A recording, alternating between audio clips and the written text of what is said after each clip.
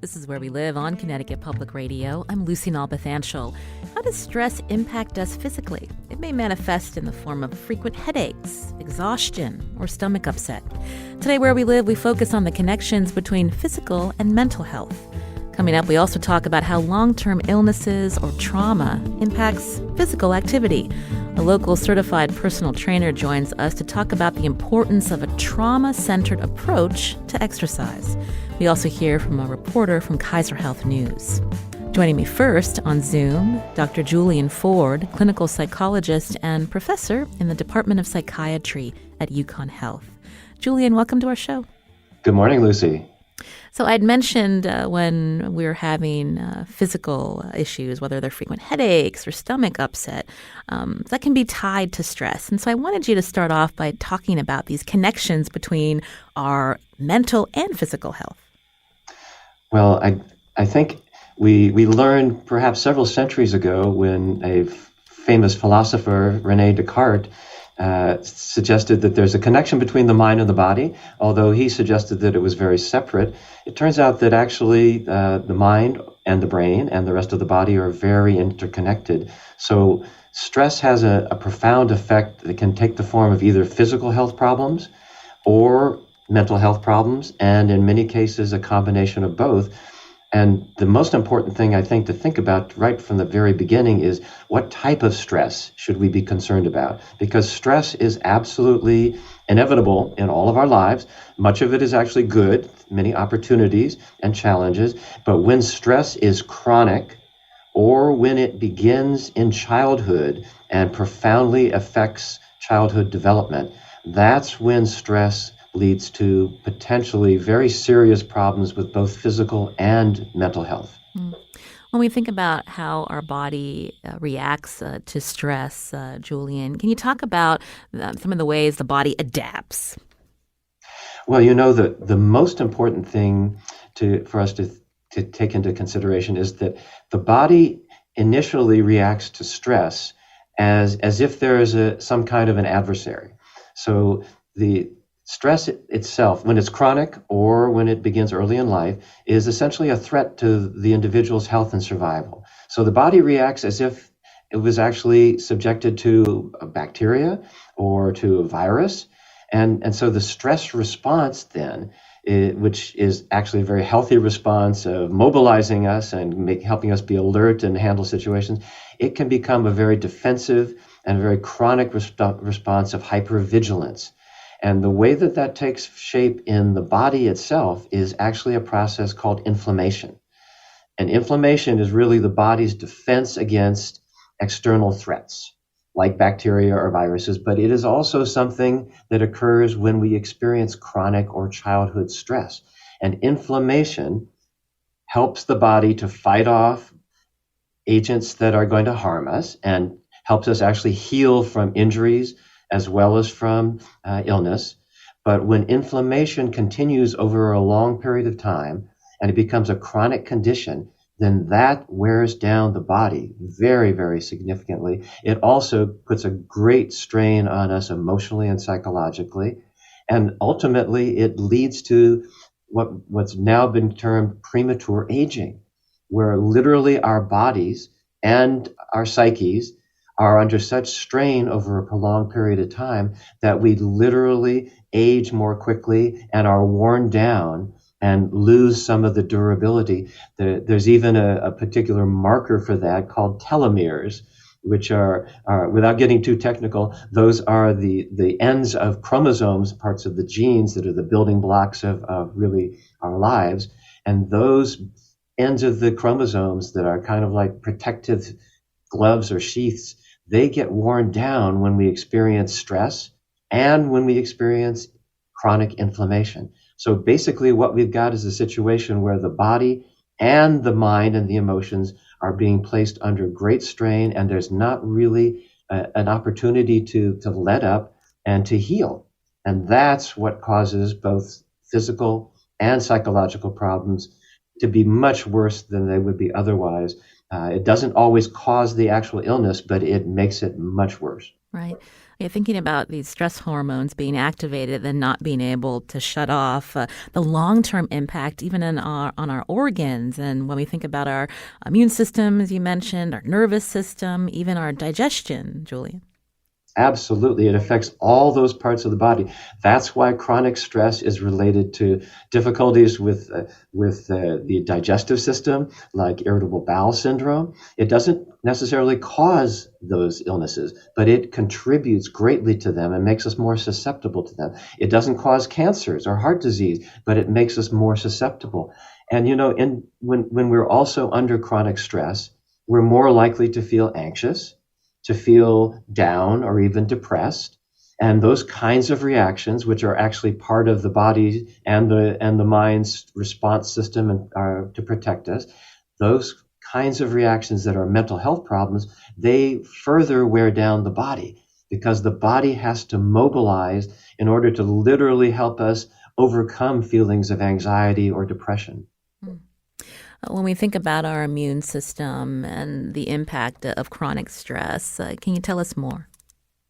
Well, what we know is that when people experience chronic stress, and sometimes, especially when that stress begins in early childhood and it affects a child's entire physical and psychological development, that kind of chronic stress then leads the body to essentially adopt a defensive position. It literally puts us into a state of survival mode. And this is often something that is so second nature, we don't even know it.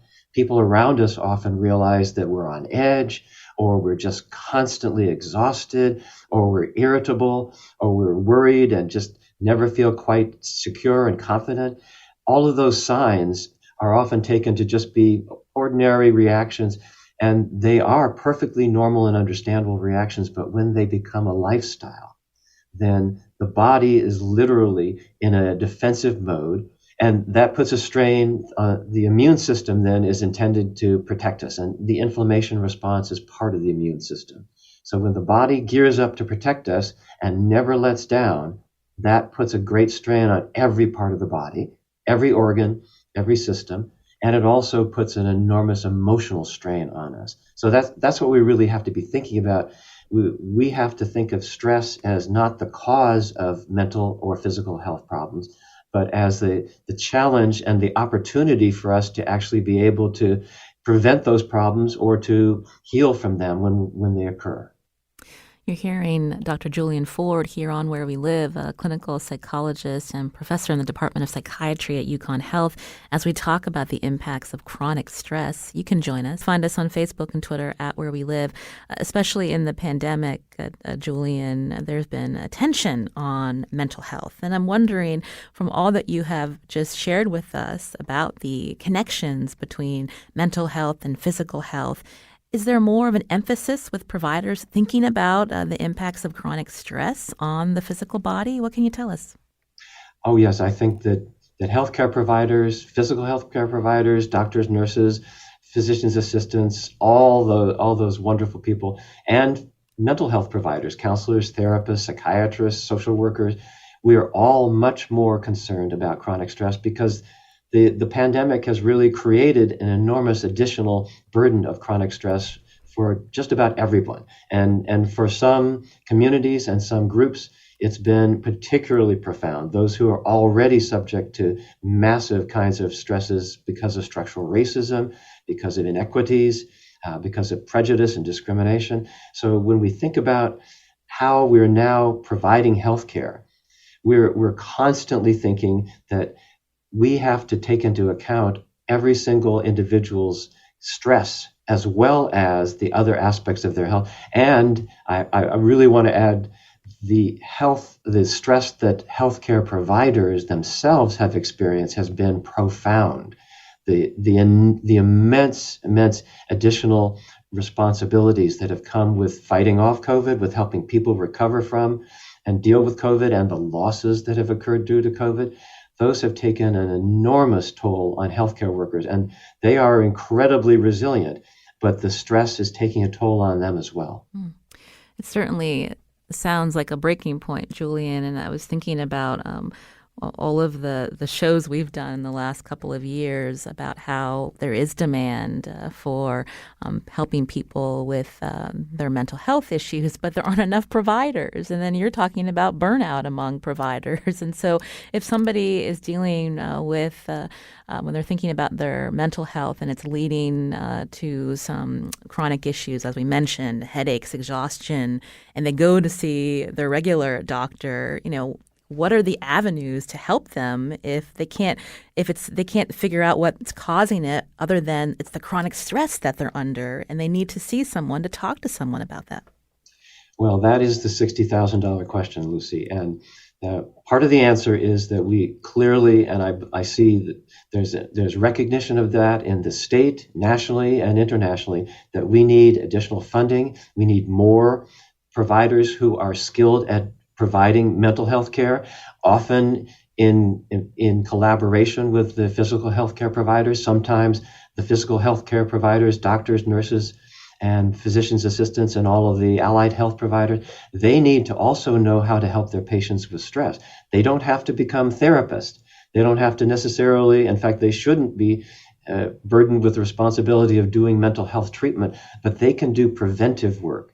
And what we found that I think is most important, given that we're going to have a shortage, and it's not going to be addressed immediately. It's going to take time to build up the workforce and to replenish the workforce because of the stress that has occurred. While that's happening, I think it's really crucial for both physical health providers and mental health providers to know ways in which they can help their patients, even without knowing exactly what the specific best therapeutic approach is necessarily. It's very possible to provide initial guidance. And the kind of guidance that's most important is just to help people understand, why does stress have this effect? And what we found is that perhaps the best way to explain that is that we all know that stress can lead to fight-flight responses. And we also know that it can lead to the adrenaline rush and to stress hormones. But what most people are not really aware of, because it really hasn't been fully described in education and in public information, is that stress really has its effects beginning in the brain. And literally there is a center in the brain that is like an alarm that literally does go off. We've seen this in hundreds of studies that take pictures of the brain under different conditions. This stress alarm in the brain, it's called the amygdala, but we don't need to get technical about that. That the stress alarm, when it is activated, it literally does change the information flow in the brain and in the body. It sends signals right down to the body. It's the source of this, or it is the trigger for the stress hormones, for the adrenaline rush, but it's also the trigger for feelings of sadness or frustration or anger or grief or shame. So what we know now is that there are ways to help reset this alarm in the brain when it becomes essentially chronically stuck on alert, on high alert. And that's what chronic stress is. And those approaches, and I think your guests who are going to continue on the show as we go forward today are going to talk some more about how that actually is done. But what's most important from my perspective is people need to know that it's not just by thinking positive thoughts or taking a deep breath or being mindful or stepping back and pausing from the rush of life. All those things are very important, and healthy lifestyle, exercise, diet, and all that. But the fundamental challenge is to be able to reset the alarm in our brain. And there are ways that we can do that are as brief as just a moment or two of shifting our focus. Again, you're hearing Dr. Julian Ford here on Where We Live. We'd love to hear your questions or comments. Find us on Facebook and Twitter at Where We Live. What if someone has already been diagnosed, say, with anxiety or depression? Are they more likely to maybe be more at risk for physical health issues, Julian? Absolutely, Lucy. Yes, we know that people who are diagnosed with mental health disorders of a wide variety, depression being a particularly crucial one, but also anxiety disorders, sometimes even more serious mental illness. Those mental illnesses or mental health problems do place an individual at risk for physical health problems. We don't know the exact connection, and it could be a chicken and egg. We don't know which causes which, and it's probably that they both compound each other. So it's not that mental health problems lead to physical health illnesses, but it's that when you have a mental health problem, the body is under stress. The body is experiencing a constant state of challenge. And that hypervigilance, that alarm state, as I've been describing, that places a strain on the body, which makes it less able to defend against bacteria, viruses, and all the other sources of illness, including immune and autoimmune disorders. So it doesn't cause those disorders, but it does lead the person to be more susceptible because their body is busy just trying to fight off the emotional effects of stress, and that reduces the body's ability to fight off the potential physical adversaries. We're also thinking about, when we're talking about doing this show, when people are dealing with long-term illnesses or life-threatening conditions, even when we think about the toll COVID has taken many people that have these long-term impacts, are there studies going on now about, how that impacts their mental health? Oh, absolutely. Yeah, there are many studies internationally. I'm working with a group called the Global Psychotraumatology Collaboration that is doing studies internationally, really on every continent, looking at the impact of the pandemic, the kinds of chronic stress that has occurred as a result of the pandemic, stress on individuals, stress on parents and families, stress on communities, and all of those types of stress are being looked at very carefully because we have a kind of a very tragic and unfortunate laboratory here. We have an implosion of chronic stress that we could never have anticipated, we never would have wanted, but having it happen, we now are looking very carefully at what are the impacts. And part of what we're seeing, Lucy, is that there are initial impacts. Probably most of us, when we were first aware of the pandemic in early 2020, it was very stressful, and we were all concerned and worried, and we were uncertain what to do, and that took a toll. And then there have been opening up periods and lockdown periods, and that constant back and forth and the uncertainty about what may come next. While we know that there's great progress and there's reason to be very optimistic about dealing with this global pandemic, we also know that there is continuing uncertainty. And as a result, the impact that it's going to have on physical health and mental health is likely to extend over many, many years and probably over decades. And I think we're especially concerned about the impact that it's having on children, because their development is so fragile and crucial, even though they're resilient.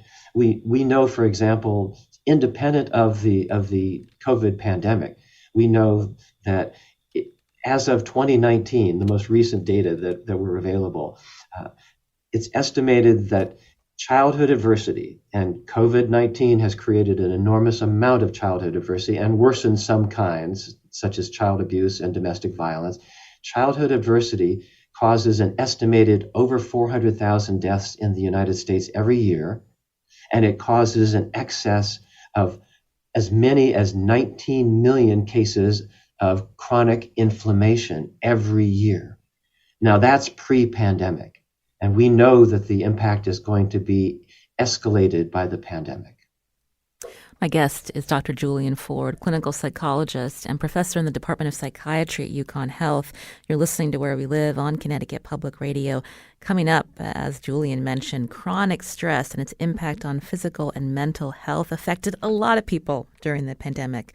We're going to hear more from a national correspondent with Kaiser Health News, and you can join us. Find us on Facebook and Twitter at Where We Live.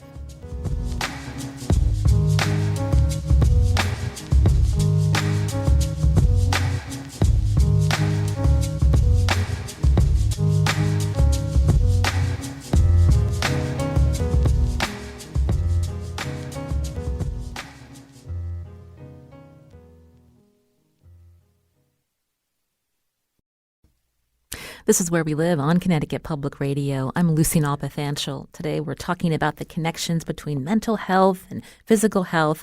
With us is Dr. Julian Ford, a clinical psychologist and professor in the Department of Psychiatry at UConn Health. Our next guest is a journalist for Kaiser Health News who wrote about chronic stress. During the pandemic, otherwise healthy people began to suffer from headaches, hair loss, stomach upset, and flare-ups of autoimmune disorders. And the range of symptoms puzzled both doctors and patients. On Zoom with us, Aneri Patani, again, a national correspondent with Kaiser Health News. Aneri, welcome to our show. Thank you for having me. So first, how did you get interested in this topic? With the pandemic raging, there's so much to get to. Yeah, this was certainly something that I was seeing personally. So it was one of those instances where, I had at the beginning of the pandemic, we're dealing with all the stressors everyone was facing, the uncertainty, the lockdowns, the suddenly working from home. As a health reporter, there was suddenly everything to cover all the time. And I started noticing, different physical symptoms, GI symptoms for myself that were getting worse and worse. And, doctors couldn't find a physical cause. And I was hearing similar things from a lot of my friends. And then I was on Facebook and social media and seeing people talking about hair loss or, sudden migraines that were happening every other day or, just increased frequency. And so as many reporters, I took the questions I have about my own life and those around me and took it to the experts and really found that a lot of physicians were seeing these, eruption of physical symptoms. People were, grinding their teeth, and suddenly dentists were having to deal with broken teeth in spades. And, fertility specialists were telling me, people suddenly have different menstrual cycles with no cause. Insomnia was up, all these sorts of different physical manifestations. And what it came down to, a lot of folks were saying, a lot of people at that point had been several months in the pandemic, and that chronic stress that Dr. Julian had been talking about was really building up and sort of manifesting in a variety of different physical symptoms. I understand with your mental health reporting, you also talk with people that were trying to access the system, including a college student at Princeton. What was her experience, Aneri? Yeah, so this is actually pre-pandemic. This is a story I'd done a few years ago, but I think it illustrates this very similar issue. So there was a college student at the time. Her name was Diana. She was at Princeton, and she had inflammatory eye condition where the pressure behind her eye would build up so much at times that it would cause temporary blindness. And she was visiting all these different doctors, going to the ER, trying to figure out, what's behind this, what's causing it. And, to really no avail, no answers, until an ophthalmologist mentioned to her that she had seen this condition in many of her patients with mental illnesses. And Diana had been diagnosed with bipolar disorder as a teenager. However, no one had made that connection because she had been seeing a therapist separately for her bipolar disorder, and then, going to physicians, primary care, ophthalmologists separately for her eye issues. And because those systems work so separately, it took her a really long time to make that connection. And when it came together, then she realized, when she was able to better manage her bipolar disorder, whether that's through medications or therapy or other forms of decreasing stress in her life that can trigger those episodes, the episodes of temporary blindness also went down. But it takes a long time because she was the one who had to make those connections. Our systems are set up often to treat mental and physical health so separately and so distinctly that it's hard for physicians often to make that connection. Mm-hmm. And that was pre-pandemic. And look where we are today, Aneri. When you think about how chronic stress is impacting the body, and then if you're not getting an answer to what's going on, the stress continues to build. Absolutely. And I think it creates a loop in itself, right? Because as you search for the answers, if you're undergoing some sort of physical symptoms, you're searching for the answers, and that can involve undergoing a lot of tests. Sometimes it's a blood test, but maybe it's something more invasive, something that itself causes anxiety or stress. And you're going through all these procedures with the hope that you come out with an answer and a solution. And, in Diana's case, in the case of a lot of folks I spoke with, that process can take months and even more than a year for some people. So that search in itself, you start off with stress, you're going through these procedures, you don't end up with an answer, there's more stress, that stress can lead to more physical symptoms, and you get caught in this really unfortunate cycle. So tell me about some of the people that you did speak to in this story during the pandemic for Kaiser Health News, those who were noticing these physical changes and wanting to get answers. What did doctors tell them, and did they see improvement? Did they get referred to a counselor or something to help them with the symptoms that were being manifested? Yeah, I think so several of them did. So one of them, her name was Ashley. She's a writer on Long Island, and she had been getting sort of crazy migraines. And she was actually first sent to, a neurologist, getting an MRI, sort of all the, scans and procedures that we're talking about. And when all of those came out clear, he asked, are you dealing with a lot of stress? And that sort of led her to understand that, maybe the treatment for this is not a medication or is not a, particular procedure, physical procedure. It is addressing mental health. I think for her and for, another individual I spoke with, his name is Alex, who was working at Whole Foods at the time. And so was one of those frontline workers in New York City, going every day to work at a time when, this was spreading like crazy and we didn't know that much about it. For both of them, right, they're eventually referred to therapy, but accessing therapy is a different story. So for him, he used like an app originally. He tried Talkspace rather, which is a texting, like you text a therapist. But it felt really impersonal to him, and he wanted to be, interacting with an actual therapist. But as many of us know, as Dr. Julian mentioned earlier, there's a shortage of therapists, and it's really hard to get in, and it depends on what insurance you have and depends on what you can afford to pay out of pocket. And so, Alex in that case eventually got some sessions offered through his employer, which was Whole Foods, but they're limited term. And he was like feeling better at the time I spoke with him through those sessions, but he wasn't sure what he would do once they ran out. Mm. So the onus is really on the patient to figure out, the next steps for them. Yeah, absolutely. I think a lot of times our system in the mental health system, of course, it's on them. But even prior to that, right, making the connection between physical and mental health is often on the patient because of the way our system works. So you have to sort of realize that the connection is there, bring that up maybe to a doctor, suggest it, see if they, will work with you on it. And then if the answer is, oh, well, you need to do something to improve your mental health, more often than not, that really is on the patient to figure out, how do I get access to it? And some people, luckily will be able to, but for a lot of people, the mental health system is scarce and under-resourced. You're hearing Aneri Patani here on Where We Live, national correspondent with Kaiser Health News, as we talk about the impact of chronic stress.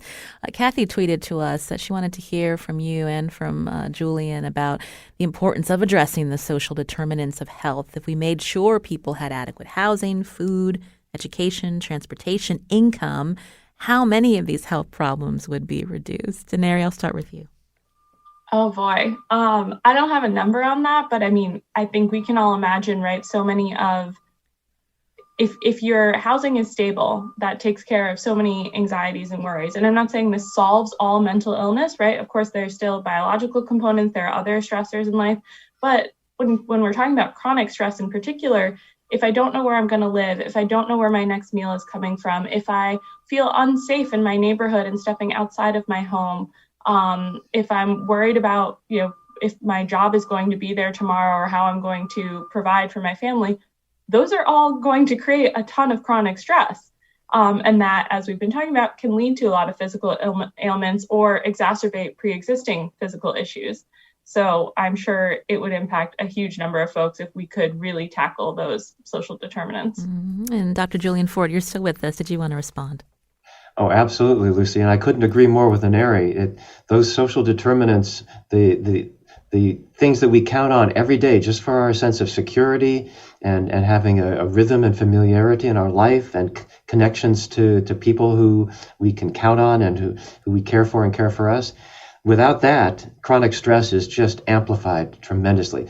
However, I think it's also very important to keep in mind that there are now more and more innovative programs that do not just provide housing or do not just provide for other kinds of material needs, but that co-locate, just as we can co-locate mental health services in primary care, healthcare, those mental health services, social workers, counselors, sometimes psychologists like myself, when we're able to work with people while they're moving, say, perhaps from being homeless to being able to be in stable housing, or being able to move through the challenges that are faced when people are experiencing racism and discrimination. Mental health services are not something that should be apart from that. They can be very much integrated right into the provision of those other services that address the social determinants. That point is especially important, the co-location. Aneri, what are you seeing, especially in your reporting? That story originally came out in October of 2020. And so as providers, as research shows, that link between the physical and the mental, when we think about access, is there a shift happening? I think there's two separate things we're talking about here. Since I wrote that story, October 2020, I think awareness on the physical mental health connection has grown hugely. Mm-hmm. We are seeing people talk about mental health more openly. We're talking about it with schools, with employees, with folks in all different spaces, individuals living in nursing homes. So I think the conversation about mental health has grown tremendously over the course of the pandemic among the public and among policymakers and providers. So there's definitely a lot more awareness of these are important issues to ask about. So maybe your primary care doctor is asking you more regularly about this, or even a specialist you go to might be talking to you about this. And maybe your therapist, or if you have mental health care, maybe they're asking you about the physical impacts because there's more awareness of this. I think changing the second part, which is the access, takes a little more time. We've certainly seen a lot of success with telehealth and increasing access to that. And a lot of states suspended rules that made it difficult to access telehealth in the past, or difficult to pay for telehealth in the past. So that's great. But I think we also need to think about folks in more rural areas of the country. For some of them, the telehealth is not always a great solution if they don't have access to broadband. So in that case, something like Dr. Julian was mentioning, primary care and mental health sort of integrating, being able to go to one office and see two people, or even I've been speaking with a lot of primary care doctors who are saying, they can also try to provide care for some level of anxiety and depression, manage some medications. These are often people who know their patients since they were kids, or have really great connections with them, where patients might feel open to sharing more. So I think there's a recognition and desire among different parts of the treatment system to really take a role in this, but increasing access is a long-term goal. That's Aneri Patani, national correspondent with Kaiser Health News.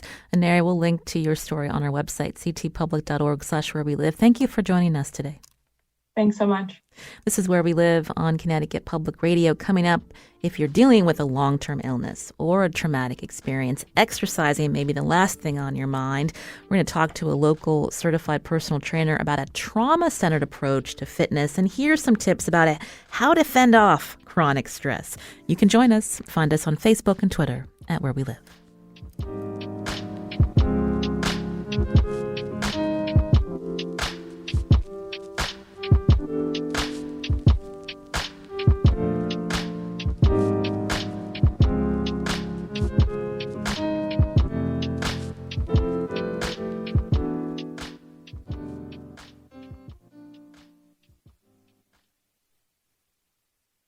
This is Where We Live on Connecticut Public Radio. I'm Lucy Nalpathanchel. If you're dealing with a long-term illness or a traumatic experience, exercising may be the last thing on your mind. Joining us now is a local certified personal trainer to talk about a trauma-centered approach to fitness. Heather Labby is Director of Trauma-Informed Wellness and Education at the YWCA in New Britain, and she's a trauma-informed yoga instructor. But I'm going to go back to Dr. Julian Ford, who's still with us, clinical psychologist and professor in the Department of Psychiatry at UConn Health. Julian, Bob wrote on Facebook, Julian was talking about the effects of chronic stress on the amygdala and things to deal with them, exercise, but he seemed to hint there were other steps that we could take. Can you elaborate on that?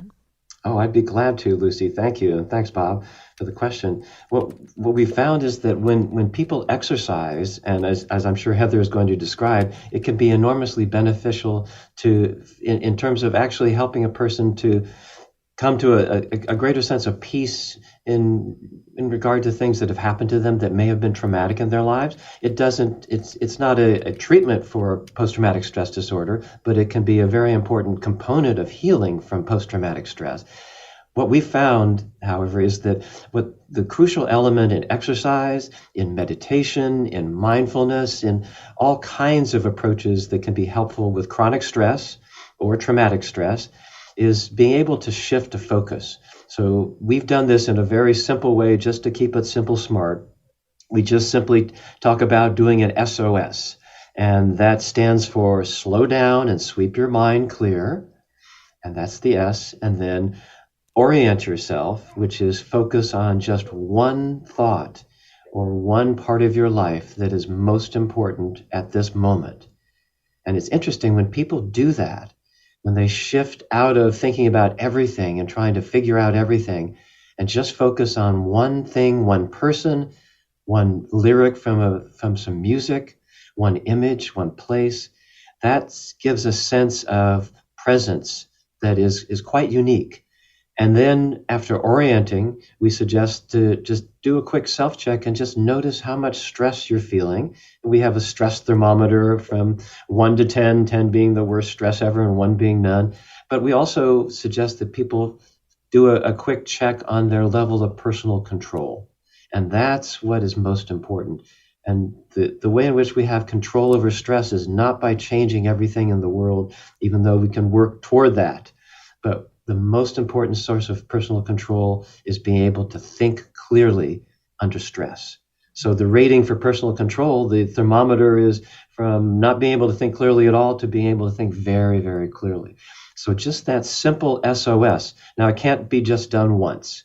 And it's not a relaxation exercise. It's really a way to gear ourselves so that we are periodically stepping back from the flow and stress of life and just refocusing on what gives us a sense of purpose and meaning and security. So that's a very simple, practical example, and I hope that's helpful. Thank you. I hope that helps Bob, who's also listening. Just listening to you, Julian, makes me feel calm. Thank you. Heather Labby is with us now on the phone. Heather, can you hear us? I can. Can you hear me now? Yes. Thank you again for joining us. Again, you're Director of Trauma-Informed Wellness and Education at the YWCA in New Britain and a trauma-informed yoga instructor.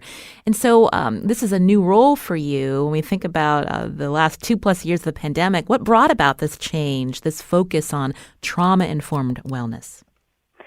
Well, I've been in professional fitness for about 15 years. And if I had a dollar bill for every person that I've worked with who said to me, you know, now you've become the voice in my head as a trainer, as a group fitness instructor.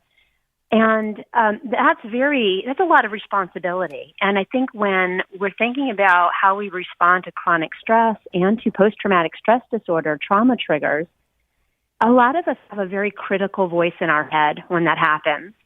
And to have another critical voice, if that's a spin instructor or a personal trainer who's maybe trying to use criticism as a way to motivate physical exercise, that's not really helpful. And so the YWCA took the opportunity of the slowdown of the pandemic to really invest in my education so that I can come up with a way to offer folks who are struggling with chronic stress and possibly PTSD and, trauma triggers to participate in exercise and not be worried about being re-triggered or stressed while they're exercising.